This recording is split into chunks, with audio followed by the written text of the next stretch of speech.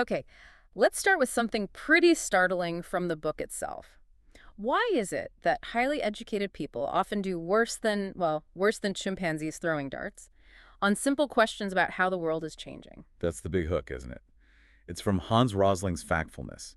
He, along with Ola Rosling and Anna Rosling Runlund, basically argues we're hardwired for gloom, that our natural instincts prevent us from seeing clear statistical proof of huge global progress, especially in areas like poverty and health.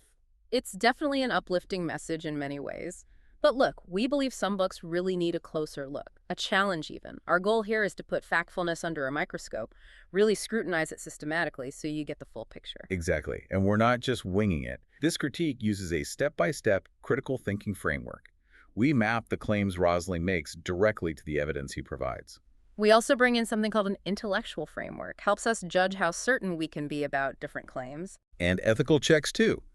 We use the golden rule, thinking about reciprocity, and even the ideals in the U.S. preamble to spot potential ethical issues or asymmetries. Then we wrap up with a logical analysis, looking for any potential flaws in the reasoning, and finally, a balanced conclusion. It might sound like a lot, but it's crucial for a book this influential.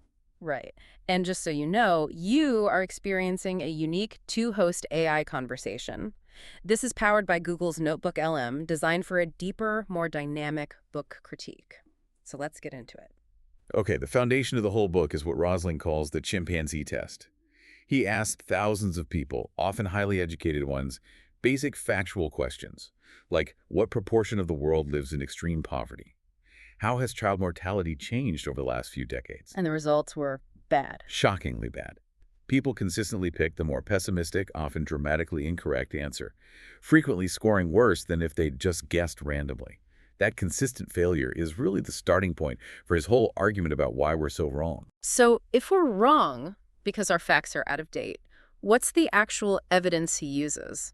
What are the solid numbers showing things are getting better?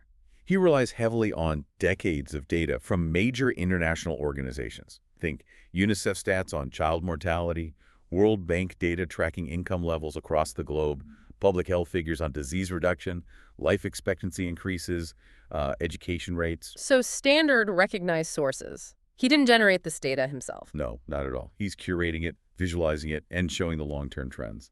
The power is in revealing those often overlooked positive trajectories. But it's not just about the raw numbers, is it? A big part of his argument is how we categorize the world, that old developed versus developing split. He argues that's completely obsolete, worse than useless, actually misleading. This is where his four-level framework comes in. It's probably his biggest conceptual contribution. Explain that a bit. How does it work? Instead of just two boxes, rich and poor, he divides the world into four income levels, based on daily income. Level 1 is extreme poverty. Level 4 is the highest income. And what the data shows, crucially, is that the vast majority of humanity now lives on levels 2 and 3. So the big bulge is in the middle, not stuck in extreme poverty. Exactly. It dismantles that simplistic us versus them, rich West versus poor West narrative. It shows a continuum, and most people are somewhere along it moving upwards rather than being trapped in one of two categories. That nuance is key to understanding global reality today. Okay, let's apply our intellectual framework here. We use it to sort claims into knowledge, understanding, opinion, and maybe even wisdom. Where do Rosling's core statistics about poverty dropping, health improving fit? Those specific statistical claims, based on the data from UNICEF, the World Bank, etc., those are pretty solidly in the realm of knowledge. They're empirically verified facts using established methods. The numbers themselves, the trends, are widely accepted by experts. And what about the four-level framework itself, the model he created to visualize this change? That moves up the scale to understanding. He's taken those discrete facts, the knowledge points, and woven them into a coherent system of explanation. The framework helps us interpret the data. It provides a new mental map to replace the old, flawed one, connects the dots. Right. But then we get to why people are so pessimistic. Rosling points to 10 dramatic instincts, things like the fear instinct, the negativity instinct. How firm is the ground there? That's where it gets a bit more like opinion, or at least strong hypothesis. Hmm. He asserts these psychological biases are the root cause. But proving definitively that these specific instincts are the primary drivers for everyone's pessimism, well, that's much harder. as opposed to other factors, like maybe legitimate concerns about current events or media focus or political distrust. Exactly. It's difficult to isolate and experimentally verify that these instincts are the main reason people fail the quiz, rather than other influences. They're plausible psychological explanations, but they aren't quite the same as verifiable economic data. And then the really big picture claim, the overall message that things are better, that progress is happening, does that reach the level of wisdom? That's a really tough question, and it pushes beyond data into philosophy. Wisdom involves judgment about values. Rosling demonstrates material progress, people living longer, earning more, getting more education. That's huge. Good. But whether that constitutes genuine holistic flourishing, whether that material progress outweighs, say, environmental degradation or loss of community or threats to freedom, that depends on your philosophical perspective. Wisdom requires weighing different kinds of goods, and statistics alone can't do that. That tension between the big numbers and maybe individual or community experiences leads us straight into the ethical analysis. Let's use the golden rule reciprocity. Put yourself in someone else's shoes. Right, and applying that reveals a potential ethical asymmetry. Right. Who is this book, this framework, really for? Primarily, it seems aimed at educated people in wealthier countries, the very people who did poorly on his quizzes but have the luxury, perhaps, to step back and look at long-term global data. So the asymmetry is between those analyzing the data and those perhaps living through a crisis on the ground. Precisely. So flip the roles. If you were living in a community facing immediate disaster, maybe climate change-induced famine or political violence, would you find it acceptable or even helpful to be told your perception of crisis is mainly down to your own dramatic instincts? Probably not. It could feel dismissive of lived reality. That's the ethical danger critics point out. The focus on aggregate statistics and psychological bias risks minimizing or overlooking immediate, localized suffering. It can sound like telling people their experiences aren't objectively true because the global average looks better, and that, some argue, can inadvertently serve interests that prefer inaction or maintaining the status quo. Statistical optimism can sometimes mask ethical blind spots. Let's see if that plays out when we assess the book against the U.S. preamble's goals. We scored it on things like promoting welfare, establishing justice. The results were quite interesting, actually. On promoting the general welfare, Rosling scores very high. We gave it an 8 out of 10. Why? Because the evidence he marshals for improvements in health, income, and basic living standards globally is overwhelming and directly relates to general welfare. Okay, a strong score there. But what about establishing justice or securing the blessings of liberty? The scores were lower there, weren't they? Yes, significantly lower. We rated both around a 5 out of 10. The reason is that the relentless focus on global averages tends to obscure issues of distribution and inequality. Justice isn't just about the average going up, it's about fairness, about how those gains are shared. And liberty. Similarly, the focus on broad trends can gloss over serious erosions of individual freedoms, democratic backsliding in specific countries, or the ways justice might be denied to certain groups, even if the overall statistics look positive. The big picture can hide crucial details about justice and liberty for actual people. It's clear that digging into these complex layers, weighing statistics against ethics, it requires some careful thought, a moment to really process the arguments. Absolutely. And that's a good reminder about mindful moments. That's our YouTube channel where we offer AI-driven book analyses, summaries, critiques, and these podcasts. It's all designed to encourage reflection and rational thinking. Welcome back. So we've seen the data Rosling uses is generally solid, representing real progress. But we've also flagged concerns about the psychological explanations and the ethical implications of focusing heavily on aggregates. Now let's talk logic. Even with good data, an argument can have logical flaws. What did the critique find here? We identified 4 main logical issues that potentially undermine parts of the argument. The first one is the cherry-picking fallacy. Rosling is brilliant at highlighting metrics that show improvement, poverty reduction, vaccination rates, literacy. But he's less vocal about trends moving in the wrong direction. Exactly. Critics point out that he tends to avoid or downplay worsening trends. For instance, you hear a lot about improved health, but maybe less about the accelerating loss of biodiversity or the documented decline in democratic norms in many parts of the world. It's a selective presentation of evidence, focusing on the positive cherries. Okay, cherry picking. What's next? Second is the false dichotomy. The book often frames the situation as if you have only 2 choices. Either you accept the facts and become an optimist, or you cling to your dramatic instincts and remain an irrational pessimist. But surely there's a middle ground. Of course, you can absolutely acknowledge the real progress in health and poverty reduction while also being deeply concerned about, say, climate change or political instability. It's not an either situation.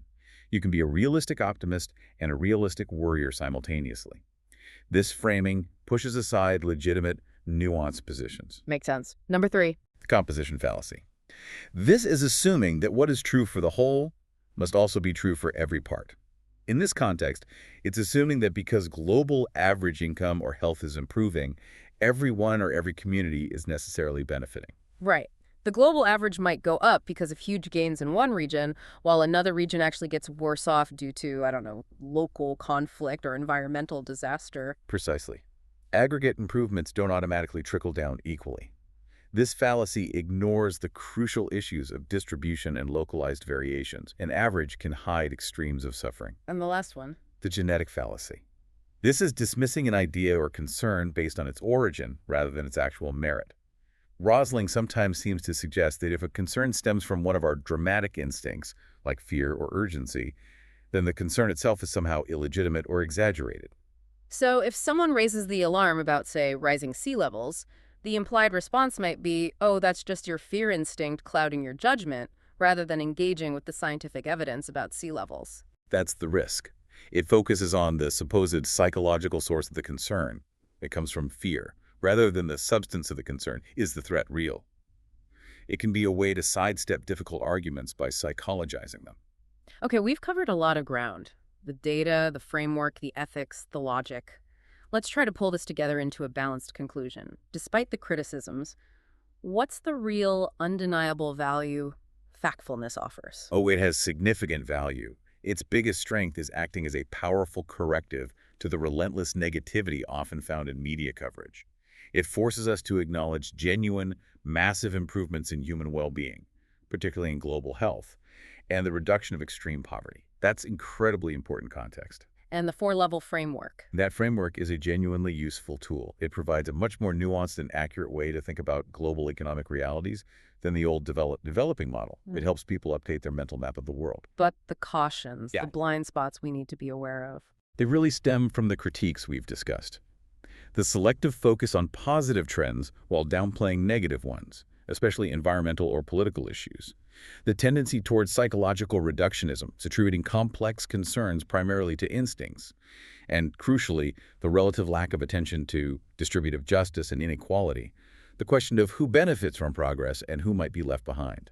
So, thinking about the long-term impact, the consequences of this strongly optimistic viewpoint, what are the potential upsides and downsides? It really is a mixed bag. On the one hand, the major risk economically, socially, politically is complacency.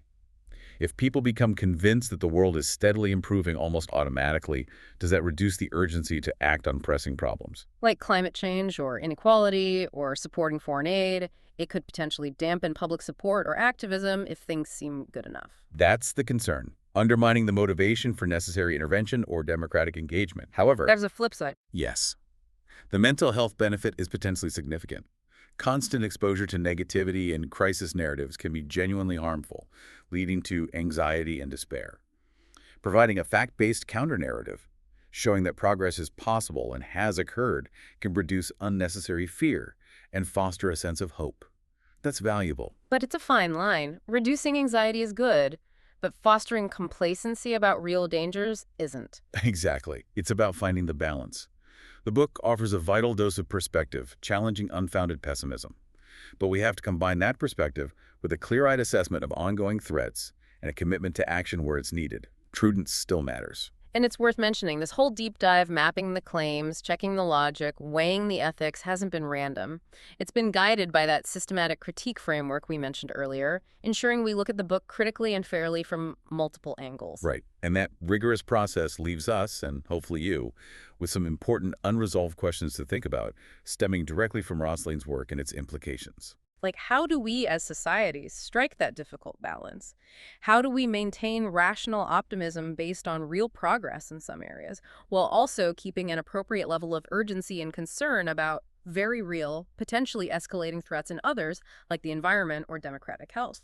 And beyond just tracking statistics, what concrete steps, what institutional changes are needed to make sure that those positive global averages actually translate into better lived experiences for everyone in all communities?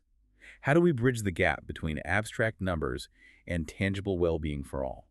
And maybe, could Rosling's framework itself evolve? How could we potentially adapt it to more fully integrate crucial factors like environmental sustainability or democratic accountability without losing its core valuable insights about cognitive biases and long-term material progress? Those are the big challenges, aren't they? Acknowledging how far we've come, celebrating real victories, but never losing sight of the work still needed to build a truly just and sustainable future for everyone. Click the link on screen for the in-depth book analysis. Subscribe, share, purchase via link, and think rationally. See the many genre-based book podcasts at Mindful Moments. Subscribe and nourish your mind on the go.